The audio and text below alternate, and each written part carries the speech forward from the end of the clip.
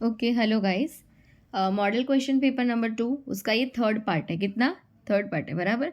तो इसके अंदर हम क्वेश्चंस फटाफट देखने की कोशिश करेंगे, बराबर, कि जिससे आपका ये क्वेश्चंस पेपर ख़त्म हो पाए और क्वेश्चंस पेपर और अच्छे क्वेश्चंस के साथ हम देखें। Is this enough for the all government your nursing cracking examination? आपको कहीं भी घूमने की ज़रूरत नहीं है, ठीक है। तो जो भी फ्रेंड्स फर्स्ट टाइम चैनल में जुड़ रहे हो, वो लोग जो है चैनल को सब्सक्राइब, शेयर और वीडियो को लाइक और जो है शेयर करना और कमेंट करना बिल्कुल मत भूलिएगा। स्टार्ट करते हैं। देखिए क्या कहना चाहता है क्वेश्चंस की। ओके, ये हमने देखा हुआ है। चलो, मोटिवेट हर बार होने की ज़रूरत नहीं है, सेल्फ मोटिवेशन सबसे ज़्यादा ज़रूरी होता है। Okay, a patient is scheduled for a lumbar puncture. एक पेशेंट है जिसको लंबर पंक्चर करना जो है शेड्यूल्ड हुआ है, हो गया है। ओके, लंबर पंक्चर के लिए हम कौन सी पोजीशन देते हैं? यस, सी पोजीशन, सी सिप पोजीशन या फिटल अटीट्यूड पोजीशन हम देते हैं। जो बच्चा है उसके अंदर L4 L5 और जो एडल्ट है उसके अंदर L3 L4 है ना। ये यहाँ पे हम लंबर पंक्चर लगाते हैं। Very good. अब यहाँ पे तो शेड्यूल्ड हो चुका है and is on continuous heparin infusion, और ना पेशेंट को अभी कंटिन्यूस हेपेरिन का इन्फ्यूज़न चल रहा है। What should the nurse anticipate regarding the management of heparin therapy before the procedure? ठीक है, यहाँ पे बोल रहे हैं कि what should the nurse anticipate regarding the management of heparin therapy. Nurse जो है वो अगर हेपेरिन थेरापी जो है वो दे रही है बिफोर द प्रोसीजर, तो क्यों दे रही है, क्या रिक्वायरमेंट है वो देने की? Continue the heparin infusion at the current rate, stop heparin 12 hours before the procedure. Before the procedure जो है उसके 12 घंटों के पहले आपको इन्फ्यूज़न को स्टॉप कर देना है। Switch to low dose aspirin therapy. अगर आपका एस्पिरिन थेरेपी चल रहा है तो switch to low dose aspirin therapy देना है।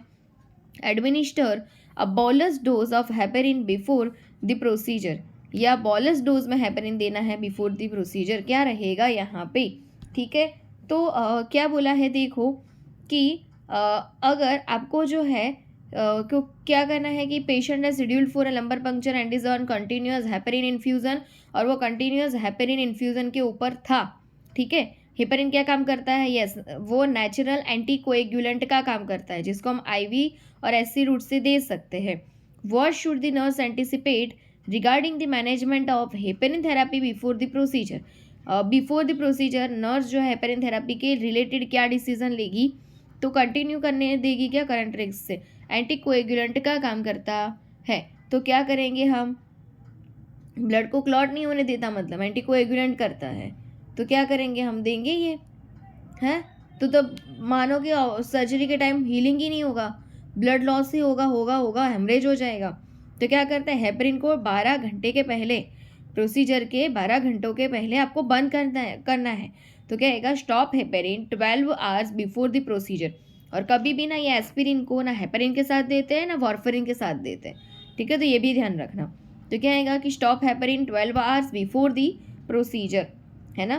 तो क्यों? क्योंकि heparin increases the risk of bleeding, क्योंकि वो एंटी कोएगुलेंट का काम करता है। क्लॉटिंग होता तो क्लॉट करता ब्लड को, ठीक है, और ऑपरेशन के दरमियान ब्लड जो है वो ज़्यादा निकलेगा। और अगर आपने ऐसा दिया भूल से भी, अगर आपने ये जो है वो स्टार्ट रखा, तो क्या होगा? रिस्क ऑफ ब्लीडिंग इंक्रीज हो जाएगा ड्यूरिंग द इन्वाजिव प्रोसीजर्स लाइक की लंबर पंक्चर, वो एक इन्वाजिव प्रोसीजर ही है, ठीक है। Stopping the heparin 12 hours prior reduces this risk. अगर आपने 12 आवर्स के प्रायोर हेपेरिन को बंद कर दिया तो ये जो रिस्क है वो रिड्यूस हो सकता है। किसका? ब्लीडिंग के होने का रिस्क जो है वो कम हो सकता है। Aspirin is not a substitute for the heparin in this context, ठीक है। एस्पिरिन जो है वो कोई सब्सटीट्यूट नहीं है हेपेरिन कॉन्टेक्स्ट का। Administering a bolus would increase in bleeding risk, ठीक है, और बॉलस में अगर आप देंगे तो भी ब्लीडिंग रिस्क बढ़ेगा, ठीक है, तो ये देखना है आपको। ठीक, नेक्स्ट क्वेश्चन देखिए आपकी क्या कहना चाहता है कि 65 year old male patient is admitted with DVT, ठीक है। एक 65 ईयर का ओल्ड मेल पेशेंट है और उसको क्या एडमिनिस्टर कर रहे हैं आप? उसको क्या हो रहा है कि डीप वेन थ्रोम्बोसिस जो है उसको हो गया है, क्लियर, और DVT, ठीक है, admitted with deep vein thrombosis, उसको DVT हुआ है, आपने उसको एडमिट किया है। Physician prescribes an intravenous heparin infusion, physician बोल रहा है कि आप इसको हेपरिन का जो है वो आईवी स्टार्ट करो इसको, और the nurse prepares to initiate therapy. Nurse जो है वो हेपरिन को स्टार्ट करने के लिए तैयारियां कर रही है। What should the nurse monitor closely to assess the therapeutic effect of heparin. Nurse जो है हेपरिन थेरेपी को स्टार्ट करने के बाद ऐसा तो कौन सा लेवल देखेगी कि जिसकी वजह से उसको ये पता चलेगा कि हेपरिन बहुत ही अच्छी तरीके से जो है अपना मैकेनिज्म ऑफ एक्शन दिखा रहा है। प्रोथ्रोम्बिन टाइम देखेगी पीटी का, प्लेटलेट काउंट देखेंगी, activated partial thromboplastin time APTT देखेंगी, या इंटरनेशनल नॉर्मलाइज्ड रेशियो INR को देखेगी। तो हेपरिन के लिए जो है वो क्या देखती है nurse? Yes, activated partial thromboplastin time. क्या देखती है हेपरिन के लिए? Activated partial thromboplastin time APTT. तो उसको पता चलेगा कि अभी जो हेपरिन उसने दिया है DVT के ट्रीटमेंट के लिए वो एकदम अच्छे से काम कर रहा है, इफेक्ट उसको पता चलेगी। ठीक है, तो एपीटीटी देखना होता है जब हम हेपरिन देते हैं पेशेंट को तब। हेपरिन नेचुरल एंटीकोएगुलेंट का काम करता है। हेपरिन को हम IV रूट और सबक्यूटेनियस रूट से भी दे सकते हैं। IV रूट से मोस्ट कॉमनली देते हैं, और सबक्यूटेनियस से हम बोले कि जैसे low molecular weight heparin, enoxaparin जो है वो हम दे सकते हैं सबक्यूटेनियस रूट से। ठीक है, तो यहाँ पे क्या आंसर करेक्ट रहेगा? हेपरिन के इफेक्ट को देखने के लिए हम एपीटीटी को चेक करते हैं। ऑप्शन नंबर सी करेक्ट रहेगा। ठीक है, हेपरिन एक एंटीकोएगुलेंट है। Effect is best monitored using APTT. APTT को जो है एक्टिवेटेड पार्शियल थ्रोम्बोप्लास्टिन टाइम को देख के हमको पता चलेगा कि ये कितना इफेक्टिव है। As it measures the time taken for blood to clot via the intrinsic pathway. ये कैसे काम करता है? एपीटीटी क्या करेगा? टेकन फॉर ब्लड क्लॉट बराबर blood to clot via the intrinsic pathway. A therapeutic APTT is typically 1.5 to 2.5 times the control value. जो CT होता है ना, कितना होता है? 3 to 5 मिनट समथिंग, और वो CT को कितना गुना बढ़ा देगा जब हम हेपरिन देते हैं? 1.5 to 2.5 टाइम्स बढ़ा देता है। PT जो है prothrombin time and INR international normalization ratio are primarily use to monitor warfarin therapy. ठीक है, और अगर आपने वारफेरिन थेरापी जो ओरल एंटी कोएगुलेंट है, अगर आपने वारफेरिन दिया है, आपको इफेक्ट ऑफ वारफेरिन चेक करना है, तो आप प्रोथ्रोम्बिन टाइम, PT और INR इंटरनेशनल नॉर्मलाइज्ड रेशियो तब चेक करोगे। APTT for the effect of the heparin के लिए चेक करोगे। Monitoring platelet counts is essential to detect heparin induced thrombocytopenia HIT। ठीक है, प्लेटलेट काउंट को हम कब चेक करते हैं? जब हमको हेपेरिन इंड्यूस्ड थ्रोम्बोसाइटोपेनिया HIT देखना हो तब करते हैं। But it does not assess heparin anticoagulant effect. Heparin की हमको एंटीकोएगुलेंट इफेक्ट को जो है वो नहीं देखना है, हमको यहाँ पे सिर्फ उसका थेराप्यूटिक इफेक्ट देखना है। तो ये दोनों भी ध्यान में रखिएगा। हेपेरिन का थेराप्यूटिक इफेक्ट देखना है, एपीटीटी चेक करेंगे। बट अगर हमको असेस करना है हेपरिन का anti coagulant, but it does not assess for the heparin anti coagulant effect जो है हमको इससे पता नहीं चलेगा किससे? प्लेटलेट काउंट से, क्योंकि वो सिर्फ हेपरिन इंड्यूस थ्रोम्बोसाइटोपेनिया को ही डिटेक्ट करता है। ठीक है, तो सबके पता चल गए कि प्लेटलेट काउंट को हम क्यों चेक करते हैं? हेपरिन इंड्यूस थ्रोम्बोसाइटोपेनिया के लिए असेस कर सकते हैं, क्लोटिंग के लिए असेस कर सकते हैं, PT को और INR को हम वारफेरिन की इफेक्ट के लिए, और एपीटीटी को हम हेपरिन के इफेक्ट के लिए चेक करेंगे। ठीक है, और ये कितना बढ़ा देता है? Yes, 1.5 to 2.5 times clotting effect को बढ़ा देता है हेपरिन। ठीक है, चल नेक्स्ट क्वेश्चन देखो, आपको क्या कहना चाहता है कि a patient on heparin therapy, patient है जो हेपरिन थेरापी पे है, develop sudden science of bleeding. उसको साइन दिखाई दे रही है कि उसको ब्लीडिंग हो रहा है, इंक्लूडिंग हेमेचुरिया एंड ब्रूजिंग, और ना उसको साथ में हेमेचुरिया भी देखने को मिल रहा है, मतलब कि यूरिन में भी ब्लड पास हो रहा है, एंड ब्रूजिंग मतलब स्किन पे भी जो है लाल लाल हो चुका है, ब्रूजिंग हो चुके हैं। The health care team decides to reverse the anticoagulant effects of heparin. जो है हेल्थ केयर टीम आएगी, डिसाइड करेगी कि ये जो एंटीकोएगुलेंट का रिवर्स इफेक्ट हो गया है, साइड इफेक्ट्स हुआ है हेपेरिन की वजह से, which medication should the nurse anticipate administering to reverse heparin effect. Heparin की इफेक्ट्स को रिवर्स करने के लिए जो है वो नर्स यहाँ पे क्या करेगी? तो क्या देगी? मतलब कि हेपेरिन का एंटागोनिस्ट, हेपेरिन का एंटीडोट, जब हम हेपरिन देते हैं हमको तैयार रहना है कि इसकी साइड इफ़ेक्ट्स होगी तो हम ये देंगे फटाफट, रेडी रखेंगे। तो वो क्या है जो हम रेडी रखेंगे? विटामिन के है, प्रोटामाइन सल्फेट है, प्रेसप्लोजन प्लाज्मा है या डेस्मोप्रेसिन है। तो देखो हेपरिन का एंटागोनिस्ट, हेपरिन का एंटीडोट होता है प्रोटामाइन सल्फेट। क्या होता है? Protamine sulphate. तो हम यहाँ पे भी क्या देंगे? Protamine sulphate. विटामिन के एंटीडोट है पर वॉरफेरिन का है, ठीक है। तो यहाँ पे आएगा प्रोटामाइन सल्फेट, विटामिन जो है हम बोलेंगे ऑप्शन नंबर बी, और ये हमारा करेक्ट आंसर है। आप ऐसे भी याद रख सकते हो, ही for the heparin and P for the protamine sulphate, ठीक है। तो हेपरिन का एंटीडोट होता है protamine sulphate, option number B. Protamine sulphate is the specific antidote for the heparin. It binds to heparin, वो बाइंड करेगा हेपरिन के साथ, न्यूट्रलाइज करेगा इट्स एंटीकोएगुलेंट इफेक्ट को। Vitamin K is the antidote for warfarin.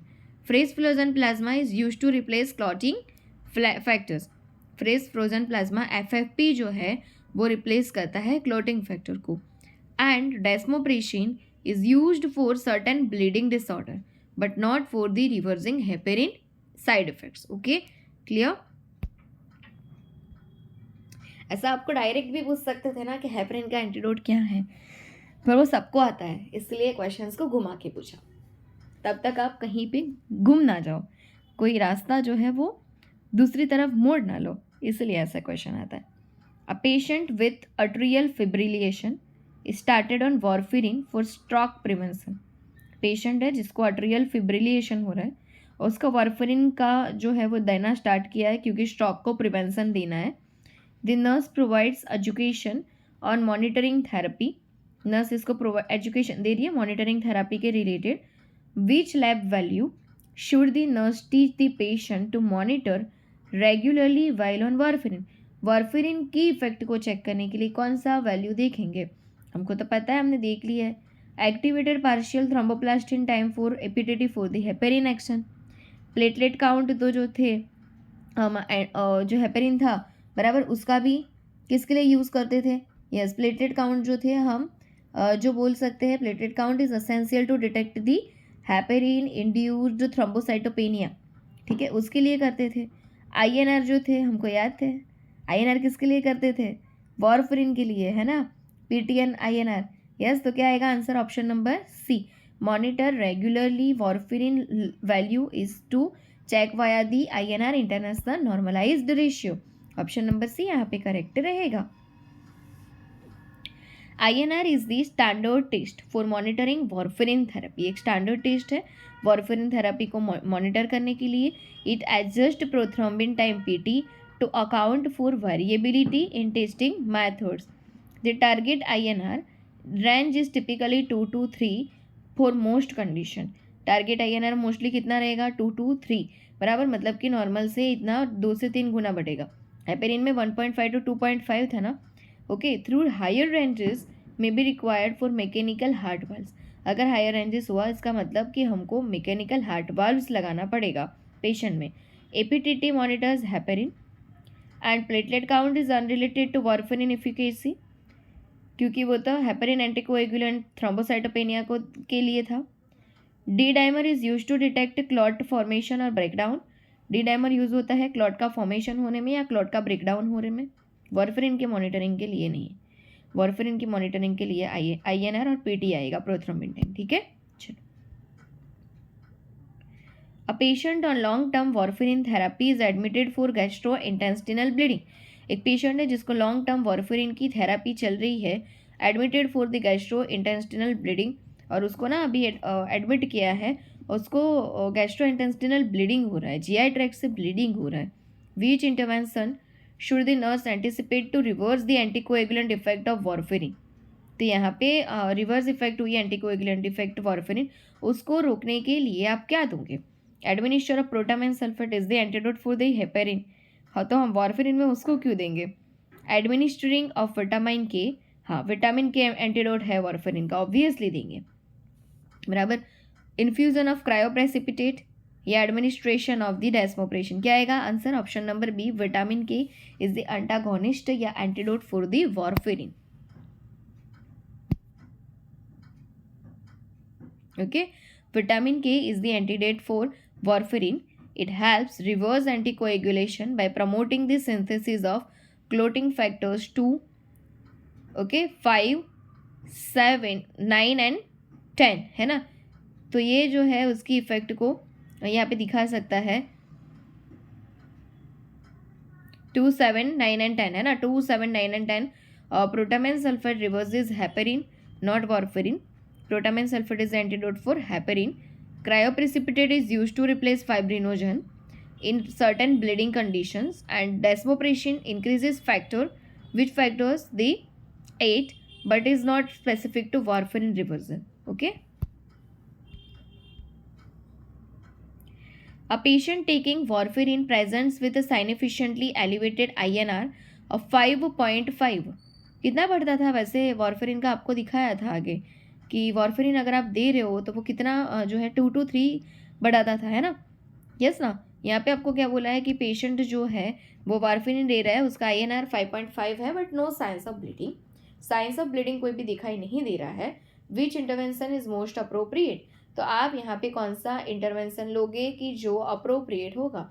Continue करोगे warfarin dose को, 5.5 INR है तो एडमिनिस्टर करोगे हाई डोज ऑफ विटामिन के इमीडिएटली को, omit the next dose of the warfarin and recheck the INR। Next dose को omit करो, hold करो और फिर से जो है INR को चेक करो आप। Start low dose aspirin therapy to balance clotting, या फिर लो डोज की एस्पिरिन थेरापी चालू कर दोगे बैलेंस क्लॉटिंग के लिए। तो आप क्या करोगे यहाँ पे बताओ चलो ज़रा कि जो है हम क्या करेंगे। 5.5 मतलब कि ये ज़्यादा है, नॉर्मल से तो ज़्यादा है, पर इतना भी ज़्यादा नहीं है कि हम जो है इसके लिए बराबर क्या कर दे कि या फिर इतना भी वो नहीं है कि हम स्लो करेंगे, ठीक है। हम ऑमिट करेंगे अभी, तो क्या कर देंगे हाई डोज विटामिन की अभी देने का कोई ज़रूरत नहीं है, बराबर। अभी इतना भी मतलब ज़्यादा नहीं हुआ कि हम उसको अभी एंटीडोट से ट्रीट करने लगे, ठीक है। ना हमको ऐसे कोई सिम्टम्स शो ऑफ हो रहे हैं या दिखाए हैं, ठीक है। करंट वारफेरिन डोज को नहीं देंगे क्योंकि इतना कम भी नहीं है। तो हम क्या करेंगे कि अभी के लिए इसको ऑमिट कीजिए और फिर से रीचेक कीजिए INR को और फिर आप दीजिएगा, ठीक है। तो क्या आएगा कि ऑप्शन नंबर सी कि omit the dose of the warfarin and recheck the INR, ठीक है। International normalised ratio for asymptomatic patient, symptoms तो है नहीं मतलब कि asymptomatic patient with an elevated INR between 4.5 and 10। Asymptomatic में INR का लेवल 4.5 से 10 तक जा सकता है। The usual management includes holding और lowering the warfarin dose. Usual हम ये कर सकते हैं, या तो आप होल्ड कर दो अभी के लिए या फिर लोअरिंग डोज दे दो वारफेरिन का। मॉनिटर करो INR को closely. Administering high dose of vitamin K is generally reversed for life threatening bleeding, और वेरी हाई INR जब होता है तब देते हैं एंटीडोट एंड अगोनिस्ट को। अभी ऐसी सिचुएशंस तो नहीं लग रही है कि हम एंटीडोट लगा दें, ठीक है। अभी के लिए तो इतना ही है कि या तो आप स्लो दो या होल्ड कर दो, पर INR को कंटिन्यूसली मॉनिटर करिए, बराबर। तो ये सारे क्वेश्चन ऐसे होते हैं कि डीपली सोचना पड़ता है, वरना आप लगा दो कि कुछ और हो जाएगा, कुछ और के एंटीडोट दे दें हम, तो वो मैनेजमेंट हर बार नहीं होता है जो आप हाई क्लास सोचते हो, ठीक है। हमेशा हमें चढ़ना होता है नीचे की सीढ़ियों से, फिर ऊपर पहुंचते हैं, डायरेक्ट ऊपर हम पहुंचते नहीं हैं। तो छलांग मत लगाइए, धीरे धीरे आगे बढ़िए, ठीक है। चल, a nurse is administering digoxin to a cardiac glycoside drug है डिगॉक्सिन, बराबर। और digoxin to a patient with heart failure, जिस पेशेंट को हार्ट फेल्योर हुआ है उसको ये एडमिनिस्ट्रिंग किया है। Before giving the medication, digoxin देने से पहले the nurse checks the patient apical pulse full 1 minute तक चेक किया जाता है and finds it to be 54 beats per minute. मतलब normally 60 to 70 beats per minute होता है और यहाँ पे 54 मीन्स लो है, ठीक है। तो what should the nurse do next, यहाँ पे नर्स नेक्स्ट क्या करेंगी। Administer the dose as prescribed, जितना डोज बोला है डिगॉक्सिन का आप दे दो, भले ही हार्ट रेट कम हो ज़्यादा हो, doesn't matter. Administer a lower dose of digoxin, lower dose दो।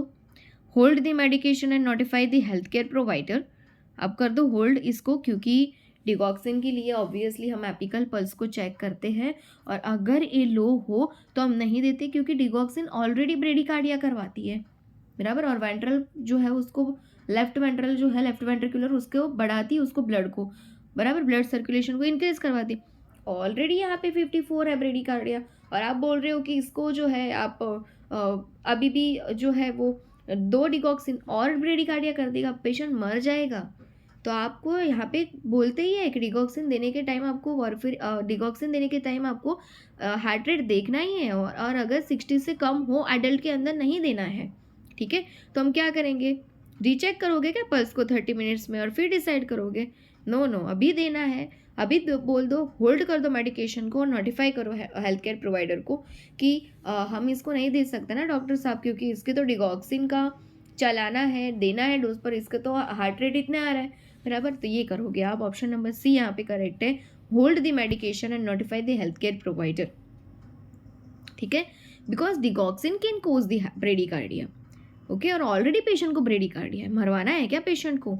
The medication should be withhold if the apical pulse is below 60 beats per minute in adults, okay.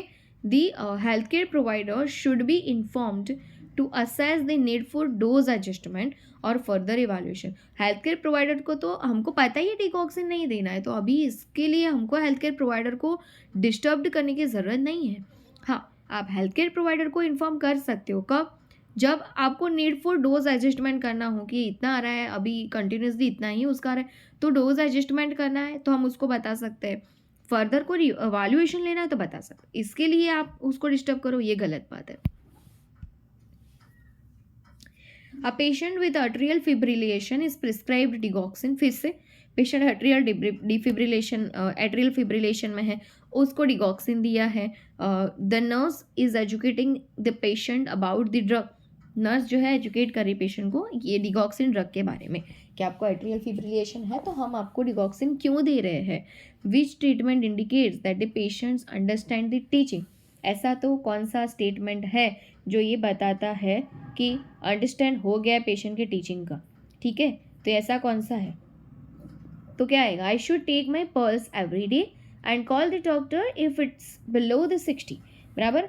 वो क्या बताता है कि मैं ना एवरीडे अपने पल्स को चेक करूँगा, और अगर ये बिलो 60 गया तो मैं डॉक्टर को बताऊँगा।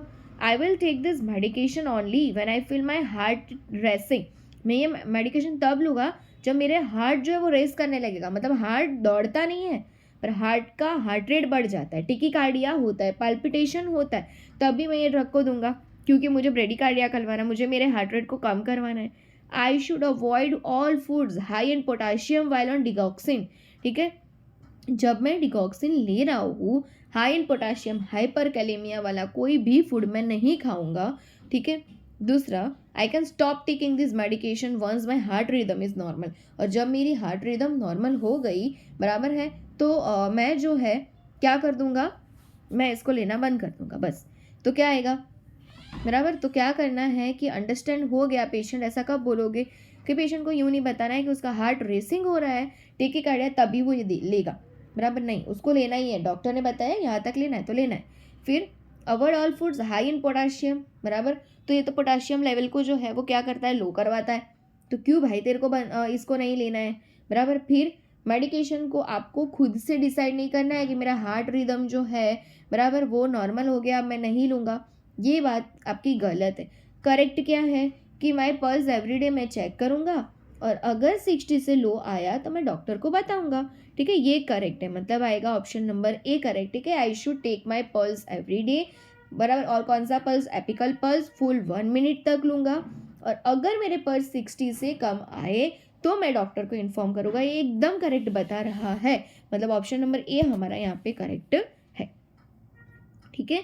Patients on digoxin should monitor their pulse regularly, जो पेशेंट डिगॉक्सिन ले रहे हैं उसको उसके एपिकल पल्स फुल 1 मिनट तक चेक करना पड़ता है, because the drug can cause bradycardia, because ये ऑलरेडी ब्रेडिकार्डिया करवाता है, मतलब अगर आपका हार्ट रेट 60 से लो आ रहा है तो आपको लेना ही नहीं है, ठीक है। Patients should be instructed to report a pulse below 60 beats per minute, adult patient की बात हो रही है कि अगर उसके हार्ट रेट 60 से कम आए हम नहीं देंगे, मना कर देंगे, मत लेना। Digoxin must be taken consistently as prescribed, जब तक आपको बोला है कि आपको लेनी है तो लेनी है, consistently, continuously, but heart rate को देखना है, खुद से डिसाइड नहीं करना है कि मैं मेरा हार्ट रेट नॉर्मल हो गया अब नहीं लेनी मुझे, बस मैं ठीक हो गया हूँ, and potassium rich foods are usually encouraged, ठीक है, क्योंकि डिगॉक्सिन हाइपोकैलेमिया करवाता है, पोटाशियम लेवल को लो करवाता है, डिक्रीज करवाता है। तो आप उसमें ऐसा क्यों बोलोगे कि आप पोटाशियम रिच फूड को मत लो? हम तो बोलेंगे कि आपके अंदर इसकी वजह से पोटाशियम लेवल लो हो रहा है, तो आप लीजिए पोटाशियम रिच फूड्स, तो आप लीजिए, हम तो इसके लिए एनकरेज करेंगे, unless contraindicated due to diuretic therapy और अदर कंडीशन। पर डायूरेटिक जब आप लेते हो ना, उसके अंदर हाइपरकैलेमिया होता है, तब हम पेशेंट को बताते हैं कि आप अभी कैलेमिया वाला पोटाशियम वाला फूड मत खाना, ठीक है, क्योंकि ऑलरेडी ये ड्रग आपके अंदर पोटाशियम का लेवल बढ़ा रही है, तब हम बोलेंगे। पर डिगॉक्सिन तो हाइपोकैलेमिया करवाती है, तो हम तो बोलेंगे कि आप खाइए पोटाशियम वाला फूड, ठीक है। तो ये चीज़ें यहाँ पे ज़रूर याद रखिएगा कि क्या देखा जाता है। ओके, चल नेक्स्ट थिंग्स क्या आपको दिखाइए, देखो अ nurse is involve in promoting the use of seat belts. Nurse बता रही है, किसके लिए बता रही है, क्या बता रही है नर्स, कि आप जब कार ड्राइव कर रहे हो आपको सीट बेल्ट लगाना चाहिए, आप अगर एक्टिवा या बाइक ड्राइव कर रहे हो आपको हेलमेट लगाना चाहिए। पब्लिक कैंपेन्स के अंदर ऐसा बता रही है to reduce the injuries from traffic accidents, क्योंकि आपको अगर ट्रैफिक एक्सीडेंट्स से बचना है, रिड्यूस इंजरी होने देना है, तो आपको सीट बेल्ट एंड हेलमेट को पहनना ज़रूरी है। What level of prevention does this represent? ये नर्स कौन से लेवल ऑफ प्रिवेंशन का दिखा रही है? कितने लेवल ऑफ प्रिवेंशन होते हैं? Mostly 4 level of prevention. Which one? The primordial level of prevention, the primary level of prevention, the secondary level of prevention and the tertiary level of prevention. पर अभी सबसे ज़्यादा चल रहा है क्वाटरनरी प्रिवेंशन, जो एंटीबायोटिक ड्रग के level के लिए यूज़ होता है, ठीक है। यहाँ पे नर्स एक कैंपेन चला रही है, पब्लिक कैंपेन, और उसमें सबको एजुकेशन दे रही है कि जो भी लोग कार चलाते हैं उनको कार चलाते वक्त सीट बेल्ट पहनना चाहिए, और जो भी लोग एक्टिवा, बाइक या कोई भी 2 व्हीलर्स, बाइसिकल्स भी क्यों ना चलाएं, उनको हेलमेट्स पहनना चाहिए। क्यों? क्योंकि उनको कोई ट्रैफिक एक्सीडेंट्स हो तो वो बच पाए और इंजरीज ना हो, उसके लिए। तो ये किस प्रकार का प्रिवेंशन हो रहा है, ठीक है। तो ये प्रिवेंशन हो रहा है प्राइमरी प्रिवेंशन। कौन सा हो रहा है? Primary prevention. आपको कुछ भी नहीं हुआ है, उसके पहले आप उसको हेल्थ एजुकेशन दे रहे हो कि ये करोगे तो ये नहीं होगा, ठीक है। तो that is one is the primary prevention, है ना। तो ऑप्शन नंबर ए हमारा करेक्ट रहेगा, क्योंकि secondary prevention screening and treatment के लिए यूज होता है, टर्सरी प्रिवेंशन जो है हमारा वो यूज होता है, लास्ट वन रिहेबिलिटेशन के लिए यूज होता है, ठीक है। तो primary prevention includes interventions that reduce the risk of injury और डिजीज अकरेंस। प्राइमरी प्रिवेंशन तब यूज होता है कोई इंजरी के रिस्क को कम करना या डिजीज अकरेंस को कम करना, such as promoting the use of seat belts and helmets, जैसे कि आप सीट बेल्ट और हेलमेट्स पहन के इसको कम कर सकते हो। दिस मेजर्स प्रिवेंट्स एक्सीडेंट्स और लेसन देयर सिवियरिटी। इसकी वजह से एक्सीडेंट के जो चांसेस है, इंजरीज होने के चांसेस है एक्सीडेंट्स की वजह से, वो कम होंगे और सिवियरिटी जो है वो कम रहेगी। इसकी वजह से आपको अगर लगा भी तो ज़्यादा नहीं लगेगा, ठीक है। तो इसकी वजह से होता है, इसलिए प्राइमरी प्रिवेंशन है। A nurse is organizing a health camp to provide vaccination for children in a rural community। अभी नर्स चला रही है हेल्थ कैंप, ठीक है, और उसके अंदर वो क्या बोल रही है कि वैक्सीनेशन देना है बच्चों को रूरल कम्युनिटी में जाके, ऐसा बोल रही है। Which level of prevention does this activity represent? तो ये नर्स कौन से प्रकार की एक्टिविटी कर रही है? प्राइमरी प्रिवेंशन दे रही है, सेकेंडरी प्रिवेंशन दे रही है, टर्सरी प्रिवेंशन दे रही है, क्वाटरनरी प्रिवेंशन दे रही है, ठीक है। तो इम्यूनाइजेशन जो होता है obviously consider into the primary prevention. किस में आता है इम्यूनाइजेशन? प्राइमरी प्रिवेंशन में, ठीक है। कोई भी डायग्नोस्टिक के रिलेटेड, कोई भी ट्रीटमेंट के रिलेटेड चीज़ है, सेकेंडरी प्रिवेंशन में आएगा। टर्शरी प्रिवेंशन में आएगा आपका रिहेबिलिटेशन करवाना। तो यहाँ पे वो वैक्सीनेशन इम्यूनाइजेशन के बारे में बता रही है, तो क्या आएगा? यस, क्या आएगा? प्राइमरी प्रिवेंशन हो रहा है यहाँ पे, तो ऑप्शन नंबर ए यहाँ पे करेक्ट रहेगा, ठीक है। देखो आगे आता, primary prevention aims to prevent the onset of disease by reducing risk factor और एनहांसिंग रेजिस्टेंस। ये क्या करता है? ये प्राइमरी प्रिवेंशन में भी स्पेसिफिक बोल सकते हो, आपके स्पेसिफिक प्रोटेक्शन वाला है, क्योंकि अगर आप बीसीजी की वैक्सीन दे रहे हो तो क्यों देंगे? क्योंकि बीसीजी की वैक्सीन आपको सिर्फ और सिर्फ टीबी के सामने ही प्रोटेक्शन देगी। एमएमआर की वैक्सीन दे रहे हो तो आपको सिर्फ एमएमआर, मीजल, मम्स एंड रुबेला के सामने ही प्रोटेक्शन मिलेगा, ठीक है। तो ये प्राइमरी प्रिवेंशन का भी स्पेसिफिक प्रोटेक्शन है। और क्या होता है इससे कि आपको disease by reducing the risk factor, आपका रिस्क फैक्टर कम होगा, इससे आपको अगर टीबी होने वाला है तो आपको प्रोटेक्शन मिलेगा क्योंकि आपने पहले से ही बीसीजी की वैक्सीन लगा के रखा है। और एनहांसिंग रेजिस्टेंस, और उसके बैक्टीरिया के सामने जो है वो रेजिस्टेंस भी बढ़ जाएंगे through measures such as vaccination, health education and promoting healthy behaviours. The goal is to prevent disease before it occurs. ठीक है, डिजीज होने से पहले इसको रोकने के लिए यूज करते हैं, वो इसको बोलते हैं इम्यूनाइजेशन, और वो प्राइमरी प्रिवेंशन के अंदर कंसिडर किया जाता है। ठीक है, और वो स्पेसिफिक प्रोटेक्शन होता है।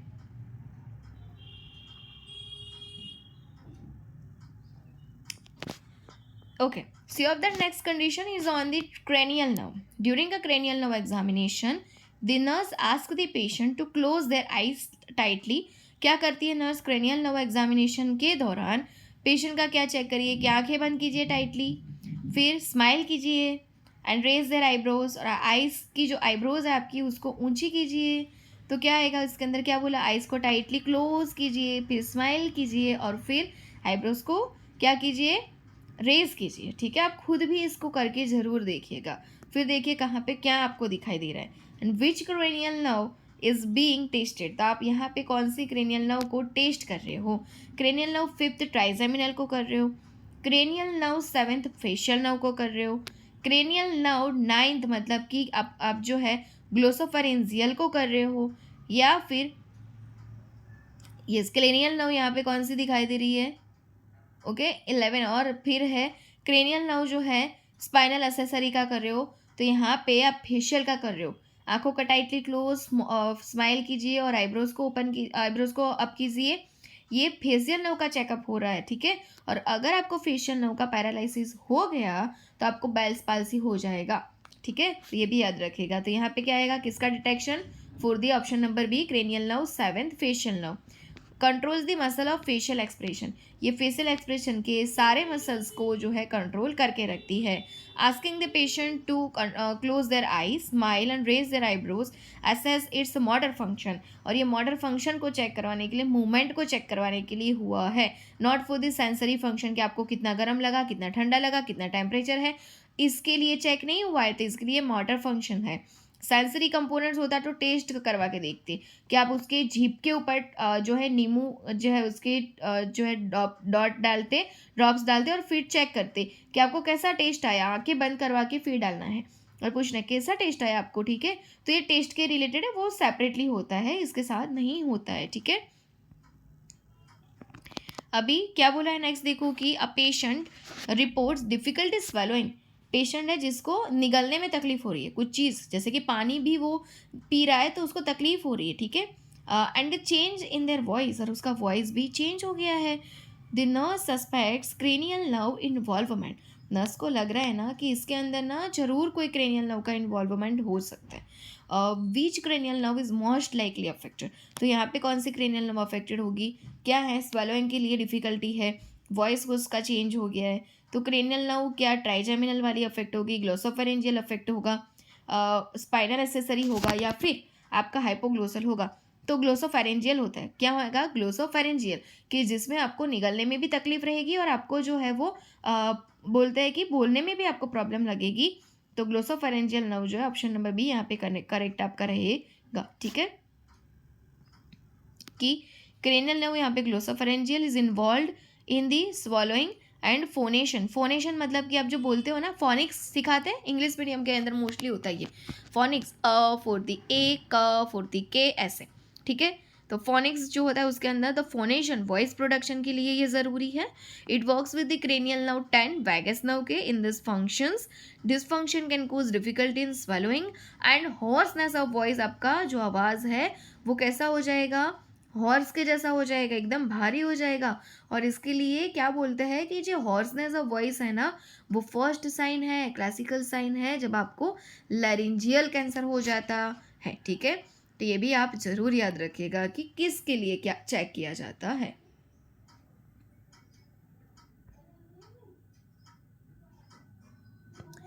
A woman is currently pregnant, एक वुमन है वो भी प्रेग्नेंट है। सी हैज़ हैड 2 प्रीवियस प्रेगनेंसी, उसको 2 प्रेगनेंसी प्रीवियस हो चुकी है। ठीक है, one resulting in the birth of twins, और एक प्रेगनेंसी के अंदर उसके 2 ट्विंस बेबी हुए हैं एट 38 वीक्स। कितने हुए हैं? 38 वीक्स पे हुए हैं। और एक उसका मिसकैरेज हो गया था 12 वीक्स पे, और एक उसका मिसकैरेज हो गया था 12 वीक्स पे। Both twins are alive. पहली बार उसके जो 38 वीक्स पे जो ट्विन हुए हैं वो दोनों जिंदा हैं। What is her GTPAL score? GTPAL score मतलब क्या आएगा? Gravida, term, preterm, abortion and live. ठीक है, ये चीज़ देखते हैं गटपाल के अंदर। ग्रेविडा का मतलब वो कितनी बार प्रेग्नेंट हुई, उसने कितनी बार मातृत्व का सुख अनुभव किया है। पैरिटी का मतलब क्या आएगा? उसने कितनी बार डिलीवरी का जो है वो, ठीक है, अपना बच्चा पैदा कब किया, वो पैरिटी, उसने पैरिटी क्रॉस की है या नहीं की है। ठीक है, और लाइव बेबी आना चाहिए तब बोलते हैं पैरिटी, है ना। तो ग्रेविडा और पैरिटी के अंदर भी ये चेंजेस हैं जो आप याद रखिएगा। चलो यहाँ पे देखते हैं हम गटपाल कैसे निकालेंगे। वुमन करंटली प्रेग्नेंट है, मतलब उसका ग्रेविडा 1 है। सी हैज़ हैड 2 प्रीवियस प्रेगनेंसी, मतलब वो 3, कितना हो गया? 3 हो गया। तो G3 आना चाहिए। देखो तो ऑप्शन ए में, ऑप्शन बी में, ऑप्शन डी, ये तीनों में है बराबर। तो ये तो आएगा ही आएगा, क्या G3 तो आएगा ही आएगा बराबर। फिर क्या हुआ? उसने पैरिटी क्रॉस की है ना, पर उसके अंदर हमको पैरिटी तो दिखाना नहीं है, हमको तो दिखाना है कि टर्म है या अबॉर्शन। तो टर्म उसका कितनी बार हुआ? 38 वीक्स, मतलब कंसिडर फॉर द टर्म बराबर। तो उसका टर्म हुआ है, भले फिर ट्विंस बच्चे हो, हमको वो नहीं देखना है, हमको तो इतना ही देखना है कि टर्म हुआ है, एक ही हुआ है बस टर्म बराबर। तो टी कितना होगा? 1 होगा। और प्रीटर्म जो है उसका कोई भी प्रीटर्म नहीं हुआ है, ठीक है, उसका प्रीटर्म हुआ ही नहीं है, उसका तो अबॉर्शन हुआ है 12 वीक्स पे। तो अबॉर्शन क्या आएगा? 1। अबॉर्शन क्या आएगा? 1, क्योंकि मिसकैरेज हो गया है उसका 12 वीक्स पे। और लिविंग चिल्ड्रन उसके 2 है, दोनों बच्चे उसके जिंदा है, ट्विंस हुए ना दोनों 38 वीक्स पे, दोनों जिंदा है, तो 2 आएगा। तो क्या बनेगा? G3, टर्म 1, प्रीटर्म हुआ नहीं है, अबॉर्शन 1 हो चुका है, और उसके लिविंग चिल्ड्रन 2 है, मतलब आएगा G3, T1, P0, A1, L2। Option number B यहाँ पे आपका करेक्ट है, देख लो। ऐसे निकालना आना चाहिए, और निकालने के लिए आपको एक एक चीज़ें देखनी है। पहले ग्रेविडा को ढूंढो, फिर टर्म को ढूंढो, फिर प्री टर्म को ढूंढो, फिर आप लाइव को, और फिर अबॉर्शन। सबको अगर साथ में ढूंढा आपको कुछ पता नहीं चलेगा, सब गलती होगी। ठीक है, तो इसलिए ग्रेविडा 3 क्यों है? क्योंकि current pregnancy plus 2 previous pregnancy. Term birth 1 क्यों है? क्योंकि twins at 38 weeks. Preterm birth कितना है? 0। अबॉर्शन कितना है? 1, क्योंकि मिसकैरेज हुआ है 12 वीक्स पे। और लिविंग चिल्ड्रन कितना है? 2, क्योंकि ट्विंस आर अलाइव। ओके, इसके लिए क्लियर। चलो नेक्स्ट देखो यहाँ पे। नेक्स्ट क्वेश्चन ऑल्सो आपका घटपाल के ऊपर ही है। यहाँ पे आप शांति से ढूंढिएगा कि woman report she has had 4 pregnancy. उसको कितनी प्रेगनेंसी हो चुकी है? अभी तक 4 प्रेगनेंसी हो चुकी है। 1 stillbirth at 39 week. 39 week पे उसका स्टिल बर्थ हुआ है, मतलब उसका बेबी मरा हुआ जन्मा है। ठीक है, मतलब बोल सकते हो आपकी 4 9 36 वीक, और 9.5 मंथ्स पे उसका जो बेबी था वो स्टिल बर्थ हो गया है। 1 प्रीटर्म बर्थ एट 30 वीक्स। उसका एक प्रीटर्म बर्थ भी हुआ है 30 वीक्स पे। ठीक है, क्योंकि 37 to 42 weeks we consider for the term. Okay, तो 30 वीक्स पे उसका प्रीटर्म भी एक हो चुका है। 1 मिसकैरेज हुआ 10 वीक्स। उसकी 4 प्रेगनेंसी हुई ना, उसमें उसको ये कंसिडरेशन लिखाया है कि पहली प्रेगनेंसी तो उसको हुई तो 39 वीक्स पे बेबी मरा हुआ जन्मा। दूसरा प्रीटर्म हुआ 30 वीक्स पे। एक उसका मिसकैरेज हो गया 10 वीक्स पे, और एक लाइव बर्थ है उसका 40 वीक्स पे। ठीक है, मतलब 10 मंथ पे लाइव बर्थ हुआ है। और the preterm baby and the full term baby are alive. और देखो प्रीटर्म बेबी और फुल टर्म बेबी दोनों जिंदा है। प्रीटर्म हुआ था ना 30 वीक वाला वो, और जो फुल टर्म बेबी हुआ लाइव बर्थ 40 वीक्स वाला वो भी जिंदा है। तो व्हाट इज हर घटपाल स्कोर? उसका घटपाल स्कोर क्या है जो इजी है यहाँ पे? जी तो उसका 4 ही है, क्योंकि घटपाल में क्या दिखा है उसका ग्रेविडा के मैं 4 बार प्रेग्नेंट हो गई हूँ, तो उसका 4 आ गया। फिर टर्म जो है ना, टर्म कितना हुआ है उसका? एक ही हुआ है, क्योंकि 40 वीक्स वाला जिंदा बच्चा एक ही है, तो टर्म उसका एक आएगा। अभी पी ढूंढो, आपका प्रीटर्म कितना हुआ है? प्रीटर्म भी एक ही हुआ है उसका 30 वीक्स वाला। ठीक है, तो प्रीटर्म भी एक ही हुआ है। ठीक है, मैंने क्या बोला था कि पैरिटी देखने के लिए हमको ये देखना है कि कितनी बार उसने बच्चा डिलीवर किया। सिर्फ डिलीवर किया वो नहीं, पर लाइव बर्थ होना चाहिए।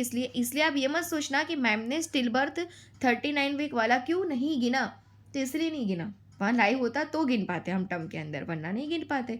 ठीक है, प्रीटर्म भी 1 आएगा 30 वीक्स पे। अबॉर्शन उसका 1 है, क्योंकि मिसकैरेज हुआ है ना उसका 10 वीक्स पे, तो वो भी आएगा। लिविंग चिल्ड्रन हुआ है उसके 2, एक प्रीटर्म वाला और एक टर्म वाला। ठीक है, तो यहाँ पे 2 आएगा, तो क्या बनेगा? G4। ठीक है, 4 बार प्रेग्नेंट, टर्म उसका एक, प्रीटर्म उसका एक, अबॉर्शन एक, और 2 बच्चे जिंदा है प्रीटर्म और टर्म वाला। ठीक है, क्लियर। तो Z4 T1 P1 A1 L2 option number C correct है, यहाँ पे देख लो।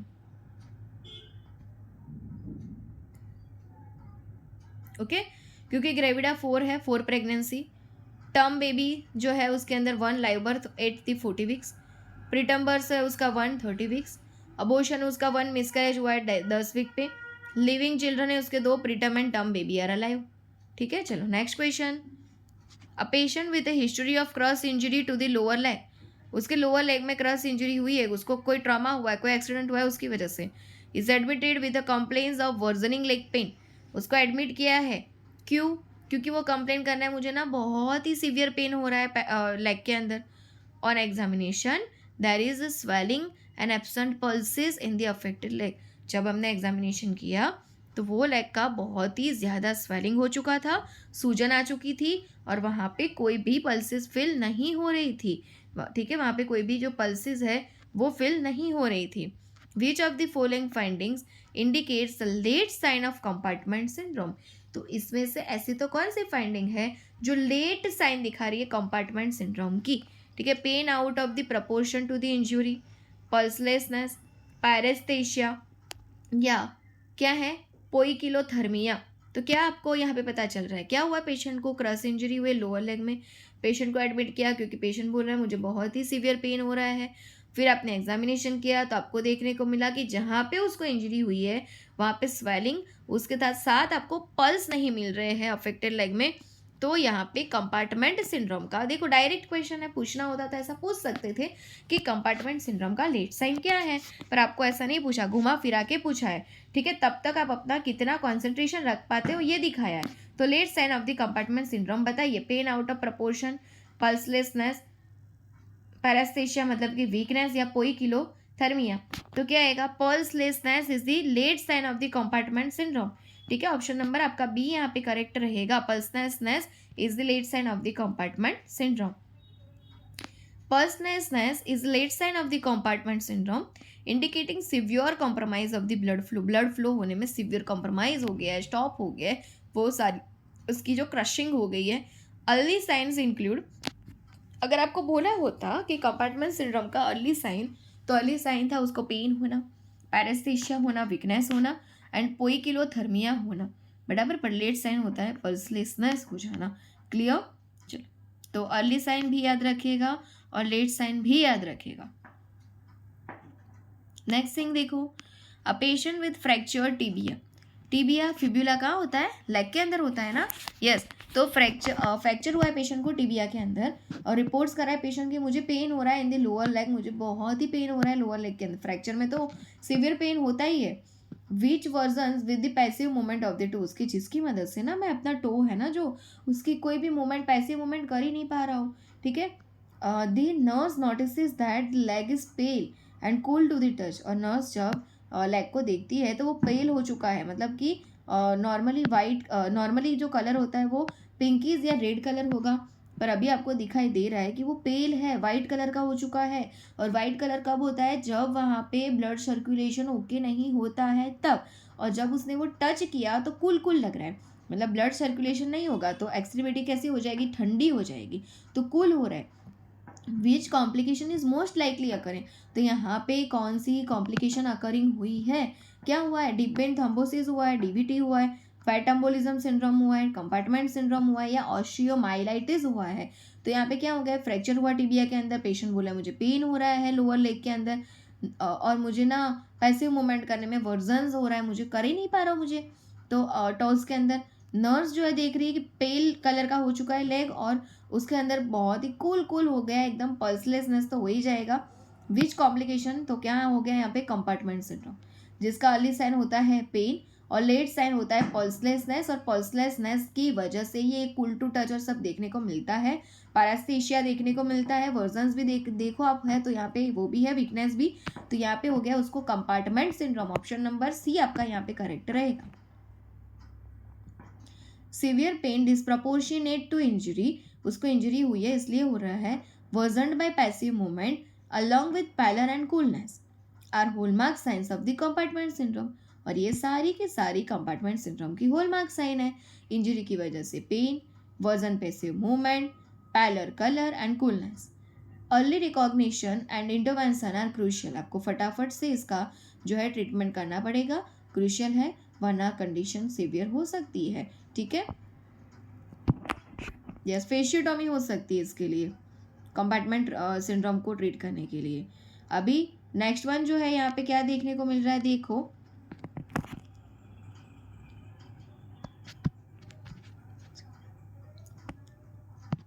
Patient with severe vomiting has the following ABG.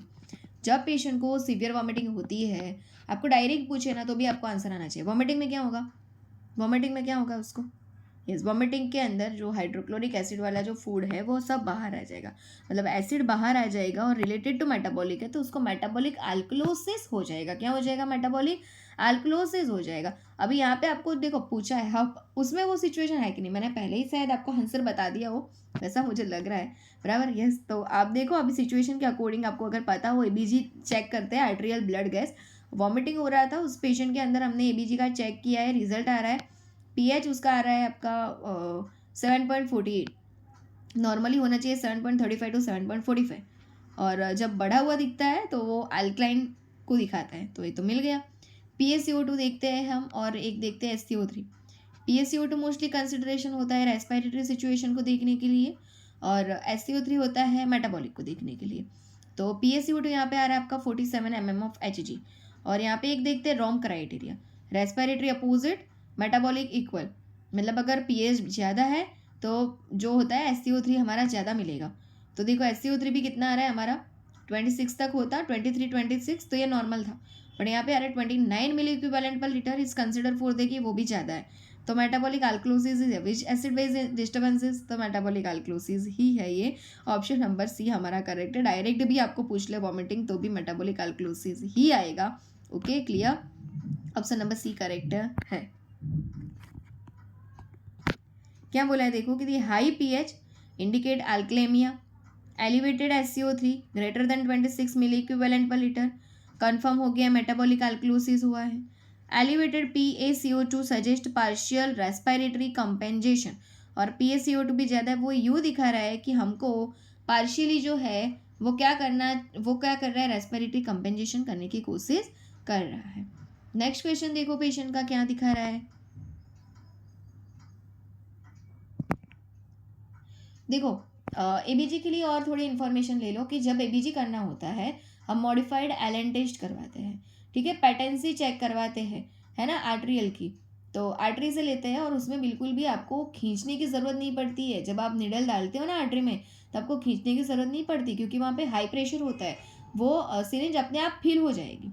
पर उसके अंदर जो सिरिंज यूज़ हुई है वो हेपेरानाइज्ड सिरिंज यूज़ करनी पड़ती है, उतना आपको ध्यान रखना है। मॉडिफाइड एलन टेस्ट में हम रेडियर एंड अल्लर नव की पेटेंसी को चेक करते हैं।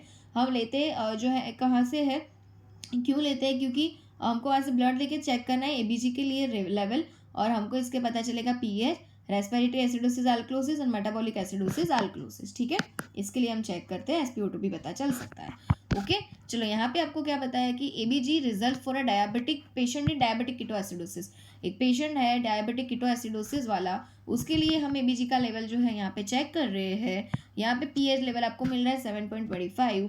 मैंने बताया था कि 7.35 टू 7.45 जो है वो कैसा है, वो कैसा था, यस, वो दिखा रहा था आपको नॉर्मल, बराबर, पर यहाँ पे आपको क्या दिखा रहा है, तो यहाँ पे आपको पीएच लेवल डिक्रीज है, और पीएच लेवल डिक्रीज होना मतलब कि एसिडोसिस होना, एसिड का एसिड दिखना, ठीक है। तो यहाँ पे जो है वो क्या आपको दिखाई दे रहा है कि ऑलरेडी आपको दिया हुआ है कि कीटोएसिडोसिस है, मतलब एसिडोसिस तो है ही है, ठीक है, आपको सिर्फ आगे का ढूंढना है।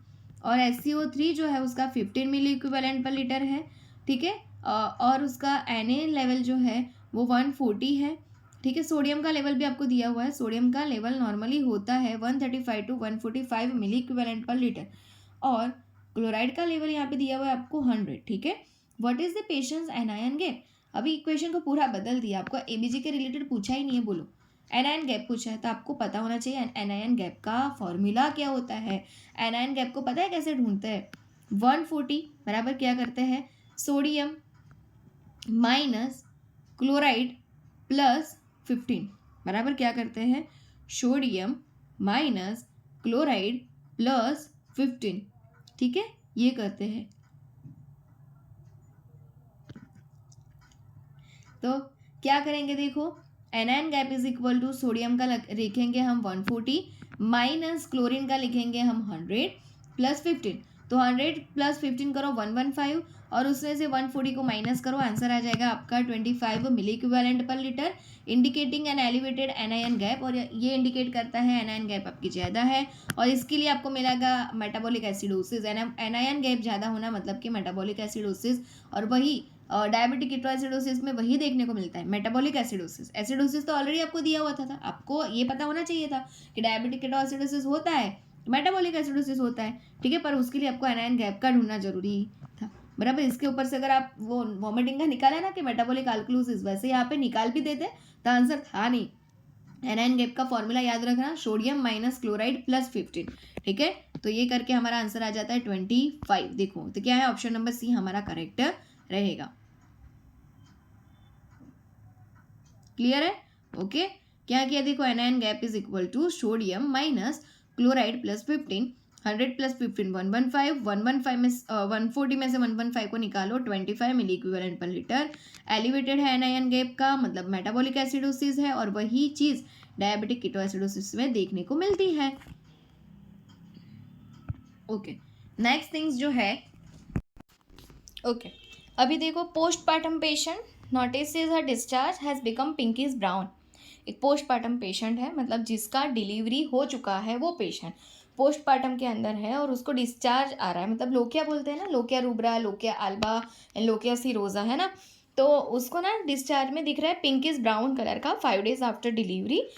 She reports a mild order but denies fever और पेन, और 5 days हो चुका है उसके डिलीवरी का, उसको पिंकिश ब्राउन कलर का डिस्चार्ज आ रहा है और वो बताती है कि मुझे उसमें कुछ गंदी बदबू या फिर फीवर या पेन ऐसा कुछ भी नहीं है।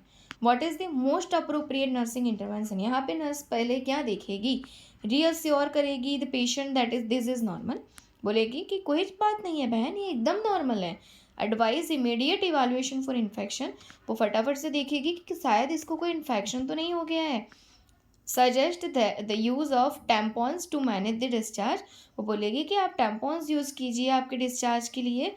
Prescribe antibiotics for suspected endometritis, या फिर वो बोलेगी कि आपको शायद एंडोमेट्राइटिस हो सकता है, आपका जो यूट्रस है उसका एंडोमेट्रियम लेयर उसका इन्फेक्शन एंड इन्फ्लामेशन हो सकते हैं, उसकी वजह से आपको ये हो रहा है, तो कुछ नहीं है, आपको ये सब नॉर्मल है। 5 days पे पिंकिश ब्राउन कलर का डिस्चार्ज आना that is normal. Reassure the patient that is normal, don't worry, आपको कुछ नहीं हुआ है, ऑप्शन नंबर ए करेक्ट है, ठीक है। क्या बोला है देखो कि pinkish brown discharge around day 5 postpartum is characteristic of lochia serosa. क्या दिखा रहा है ये, लोकिया सीरोसा। सबसे पहले क्या आता है, lochia rubra, lochia serosa and lochia Alba, ठीक है, तो लोकिया सीरोसा आ रहा है, 1 to 4 days तक रहता है लोकिया रूब्रा, फिर 5 to जो है 7 days तक रहता है लोकिया सीरोसा, उसमें पिंकिश कलर का देखने को, रूब्रा में रेड रेड कलर का डिस्चार्ज आएगा, तो कोई बात नहीं है, आपको लोकिया सीरोसा चल रहा है, पिंकिश कलर का ब्लीडिंग है, वो नॉर्मल है, which is normal phase in the healing process. A mild order is also normal, और थोड़ी सी माइल्ड ऑर्डर आना वो भी नॉर्मल है, आपको कुछ नहीं हुआ है, ठीक है, ये बता रहा है। A postpartum patient present with a fever of 38.5 knot degree Celsius 101.3 degree Fahrenheit, postpartum patient है जिसको फीवर आ रहा है, डिग्री 38.5 डिग्री सेल्सियस है, और उसको साथ में लोअर एब्डोमिनल पेन भी हो रहा है, फाउल स्मेलिंग आ रही है वजाइनल डिस्चार्ज से 8 days आफ्टर डिलीवरी, डिलीवरी के 8 दिन बाद ये सारी चीज़ें क्रिएट हुई है। क्या हुआ है, बहन को 8 days ऑफ द डिलीवरी के बाद उसका fever 38.5 degree Celsius, lower abdominal pain, foul smelling आ रही है वजाइनल डिस्चार्ज में से। What is the most likely diagnosis, अब इसको क्या हुआ है, endometritis, retained placental fragments, postpartum haemorrhage या यूटराइन एटोनी हुआ है, बराबर। तो यहाँ पे बोल सकते हैं कि इसको कोई ना कोई इन्फेक्शन लग गया है कि जिसकी वजह से फीवर तो क्लासिकल साइन है ना इन्फेक्शन का, तो इसके लिए उसको फीवर आ रहा है, एब्डोमिनल पेन हो रहा है और फाउल स्मेलिंग भी हो रहा है। 8 days के बाद डिलीवरी के इसको हो गया endometritis, infection and inflammation of the endometrium, the layer of the uterus, ठीक है। क्लियर, तो ऑप्शन ए करेक्ट रहेगा, जिससे fever, abdominal pain and foul smelling discharge are hallmark signs of the endometritis. Endometritis हुआ है तो उसका हॉलमार्क साइन है फीवर आना, एब्डोमिनल पेन होना एंड फाउल स्मेलिंग डिस्चार्ज आना। An infection of the uterine lining, uterine lining का infection दिखा रहा है। कितना होता है uterine muscles? Endometrium, myometrium, perimetrium. Endometrium जो है वो सबसे, जो बोल सकते हैं कि क्या होता है, इनर लेयर, कि जहाँ से ही ब्लीडिंग आता है, जहाँ से ही मेंस्ट्रुएशन आता है। मायोमेट्रियम जो है वो मिडल लेयर है, और वो लिविंग लिगाचर ऑफ द यूट्रस भी बोल सकते हैं। और पेरीमेट्रियम जो है वो outer layer of the uterus है। ठीक है, तो यहाँ पे इनर लेयर जो है यूट्रस का, वहाँ पे इन्फेक्शन, इन्फ्लामेशन हुआ है, और उसके हॉलमार्क साइन है fever, abdominal pain and foul swelling, discharge आना। It typically occurs within the first days of the postmortem, और ये 10 डेज ऑफ द पोस्टमार्टम में देखने को मिलते हैं। ठीक है, चलो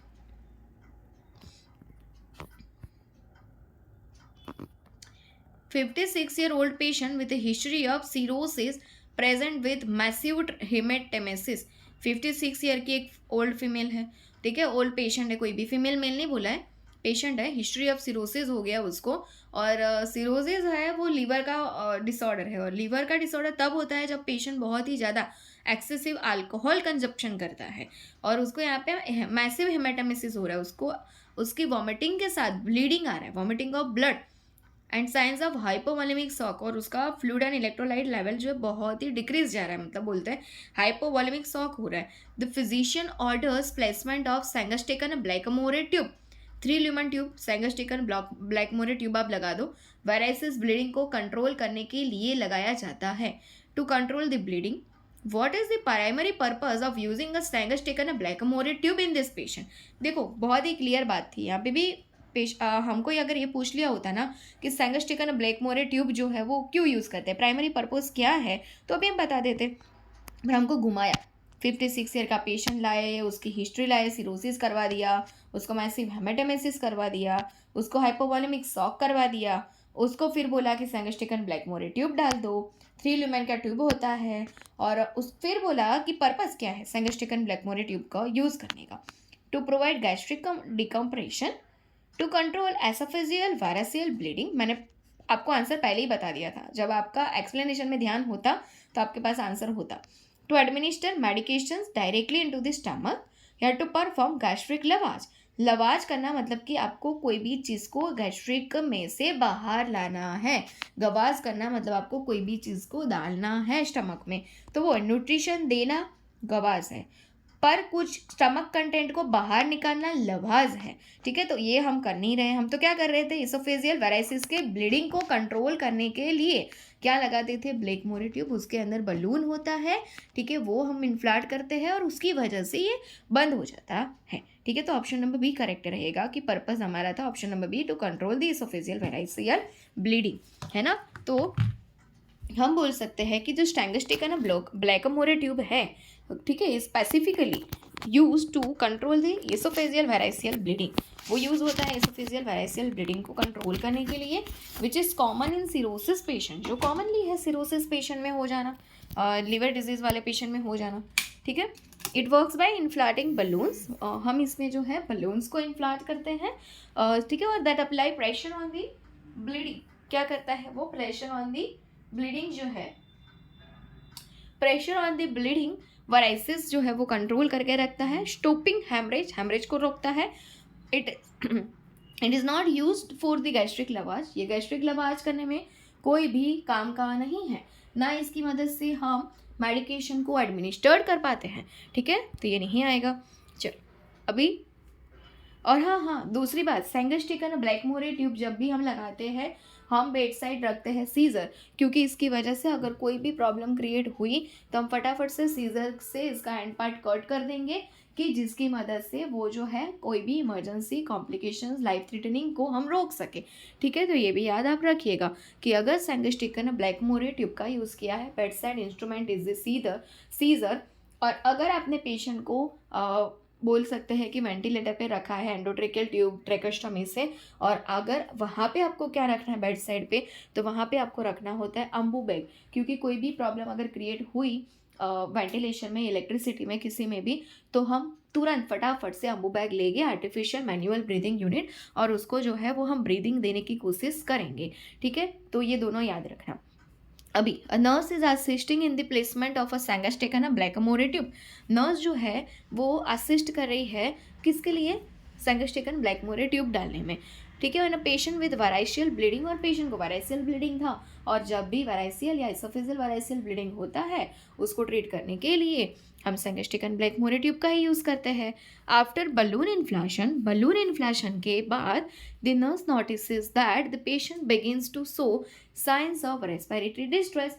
जैसे ही बलून इन्फ्लेशन हुआ वैसे ही नर्स ने देखा कि पेशेंट में तुरंत ही रेस्पिरेटरी डिस्ट्रेस देखने को मिला, और मैंने बोला था कि इसीलिए आपको bed side instrument सैंगास्टेकन Blakemore tube के टाइम सीजर रखना है, क्योंकि जैसे ही ऐसा रेस्पिरेटरी डिस्ट्रेस या कुछ भी मिले उसको फटाफट से काट दो, ठीक है। What is the most likely cause of the patient's respiratory distress. Patients को ये क्यों हुआ, जैसे ही बलून को आपने इन्फ्लेट किया और पेशेंट को रेस्पिरेटरी डिस्ट्रेस क्यों हुआ, इसका कोज बताइए। The balloon is obstructing the airway. Balloon obstruction करता है क्या एयरवे को। The balloon is over inflated, आपने बलून को ज़रूरत से ज़्यादा इन्फ्लेट कर दिया है। लीडिंग टू एसोफेजियल रप्चर, कि जिसकी मदद से ना एसोफेजियल रप्चर भी हो सकता है, बराबर। या फिर जो है आपको क्या बोला है कि the balloon is obstructing the nasopharynx, या the patient is experiencing a normal response to the tube placement. यार ये नॉर्मल है नहीं यार, ये देखो रेस्पिरेटरी डिस्ट्रेस होना नॉर्मल नहीं है, तो क्या बोलेंगे, बलून को आपने ज़रूरत से ज़्यादा इन्फ्लेट किया है कि जिसकी वजह से एसोफेजियल रप्चर भी हो सकता है। नॉर्मल कीजिए, ठीक है। एयरवे डिस्ट्रेस लग रहा है, बलून को आपने ज़्यादा इन्फ्लेट किया, उसको कम कीजिए। तो क्या आएगा ऑप्शन नंबर बी कि आपने बलून को ओवर इन्फ्लेट किया और जिसकी वजह से ना पेशेंट में एयरवे रेस्पिरेटरी डिस्ट्रेस लग रहा है, देखिए। और इसकी वजह से ना सिर्फ रेस्पिरेटरी डिस्ट्रेस ही नहीं, आप एसोफेजियल का अभी तो सिर्फ ब्लीडिंग हो रहा है, आप उसको रप्चर भी कर सकते हैं, ठीक है। तो ऑप्शन नंबर बी यहाँ पे करेक्ट है। Respiratory distress after placement of a Sengstaken Blakemore tube can be a sign of over inflation of the balloon leading to oesophageal rupture और कंप्रेशन ऑफ द ट्रेकिया, ठीक है। Oesophageal rupture या फिर compression of the trachea भी ये दिखा सकता है। Close monitoring of balloon pressure and respiratory status is essential to avoid complication. तो आपको क्लोज मॉनिटरिंग करना होता है बलून के प्रेशर को, कि जिसकी वजह से रेस्पिरेटरी स्टेटस भी असेंशियल रहे और कोई कॉम्प्लिकेशंस भी ना हो, ठीक है। तो हम ये हमारा जो क्वेश्चंस पेपर है मॉडल पेपर पार्ट 2 का, ओके, उसको जस्ट यहाँ पे जो है कंप्लीट कर रहे हैं पार्ट 3 को। नेक्स्ट जब हम मिलेंगे तो और भी इसके क्वेश्चंस रिमेनिंग है, हम पार्ट 4 में देखेंगे। आपको समझना ही है, आप वो हाई स्पीड पे देखो या लो स्पीड पे देखो, डजेंट मैटर, आपको याद रहना चाहिए, आपको सिचुएशन समझ आनी चाहिए कि क्या कहना चाहता है, ठीक है। Just thank you so much. After completing the lecture put the like and comments, okay, it's your prime responsibility. Thank you.